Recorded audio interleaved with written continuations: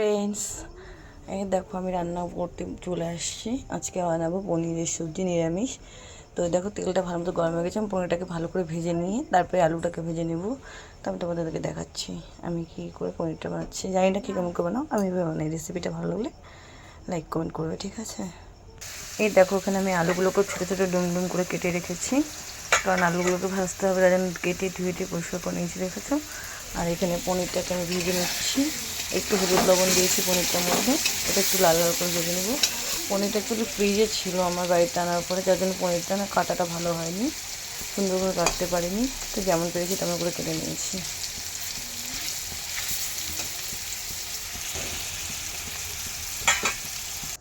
এই দেখো এখানে আমার মশলাটাও তৈরি হয়ে গেছে। এই দেখো মশলাটা আমি এর মধ্যে একটু ধনিয়া, জিরা, শুকনো লঙ্কা, আদা, তেজপাতা দিয়ে পেস্ট করে দিয়েছি। আর একটা টমেটো দিয়েছি। যার যেটা ভালো লাগবে সেটা মশলা দিবে। আমি এটা দিয়ে মশলা করে ফেলেছি। আমার মশলাটাও কমপ্লিট হয়ে গেছে।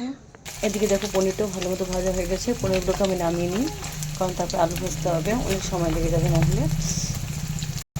এই দেখো এখানে পনিরগুলো ভাজা হয়ে গেছে। আমি একটু লাল লাল করে ভেজে নিয়ে আসি। যেহেতু পনিরগুলো ফ্রিজে ছিল না, কেমন যেন হয়ে গেছে, কাটতে ভালো মতো পারিনি। আমার মেয়ে ভুল করে পনিরগুলোকে ডিপ ফ্রিজে রেখে দিয়েছিলো, যার জন্য দেখো পনিরগুলো ভালো মতো কাটা হয়নি।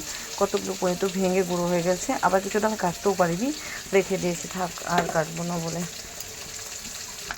এই দেখো কড়াইয়ের মধ্যে আমি একটু সাদা জিরা সম্বার দিয়ে দিয়েছি, কারণ তারপরে আলুটাকে দিয়ে একবারে আলু ভেজে একবারে মশলা দিয়ে বানিয়ে ফেলবো। অনেক রাত হয়ে যাচ্ছে, বেশি সময় আর নেই। তার জন্য দেখো আমি জিরাটাকে ভালো মতো ভেজে নিলাম। এখন আলুটাকে দিয়ে দেবো এর মধ্যে। এই দেখো আলুগুলো দিয়ে দিচ্ছি। আলুগুলোকে লাল লাল করে ভেজে নিয়ে তারপরে কিন্তু হলুদ লবণ দেবো, এখন দেবো না। আলুগুলো আগে লাল লাল করে ভাজা হয়ে যায়, তারপরে হলুদ লবণ দিয়ে মশলা দিয়ে সব কিছু করতে হচ্ছে। এটা তখন আলুগুলো ভাজা হোক, আমি আমার একটু কাজ বাকি করে নিই।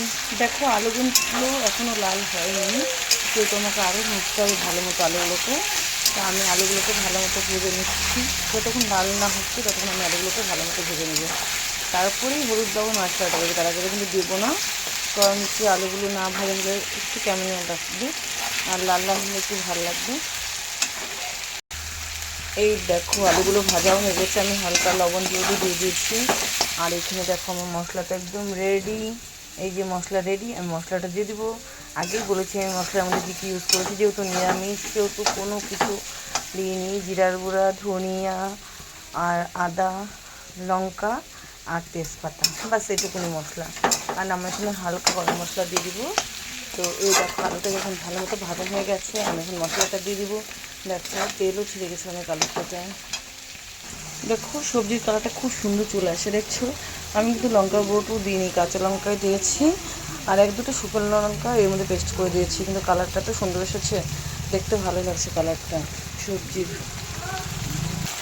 দেখো আমার সবজির থেকে খুব সুন্দর তেল বাড়াচ্ছে, তার মানে বোঝা যাচ্ছে এটা কষানোটা খুব ভালো হচ্ছে। দেখো ভালো মতো কষিয়ে নিয়ে নলে জিরার গন্ধ করবে, ভালো লাগবে না।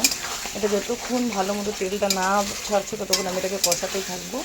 ভালো মতো কষিয়ে নিয়ে তারপরে দেখো আমি খুব অল্প পরিমাণ জল দিয়েছি, যেহেতু আমরা বেশিরভাগই পনির খুব কষা কষাই বানানো হয়, তো অল্প পরিমাণ জল দিয়েছি। এই জলটা একটু শুকাতে শুকাতে আলুগুলো সিদ্ধ হয়ে যাবে, তার মধ্যে আমি পনিরটা দিয়ে দিব, তাহলে তাড়াতাড়ি হয়ে যাবে। বেশি জল দিইনি, একদম অল্প জল দিয়েছি। দেখো আমি তোমাদেরকে ভালো করে দিয়ে দিচ্ছি, আমি একদম অল্প জল দিলাম। এই দেখো আমি পনির দিয়ে দিয়েছি, আলু সিদ্ধ হয়ে গেছে, পনিরও দিয়ে দিয়েছি। দেখো পনির দিয়ে দিয়েছি, ঠিক আছে। এই যে পনির দেওয়া হয়ে গেছে, এখন ভালো মতো ফুটেও গেছে।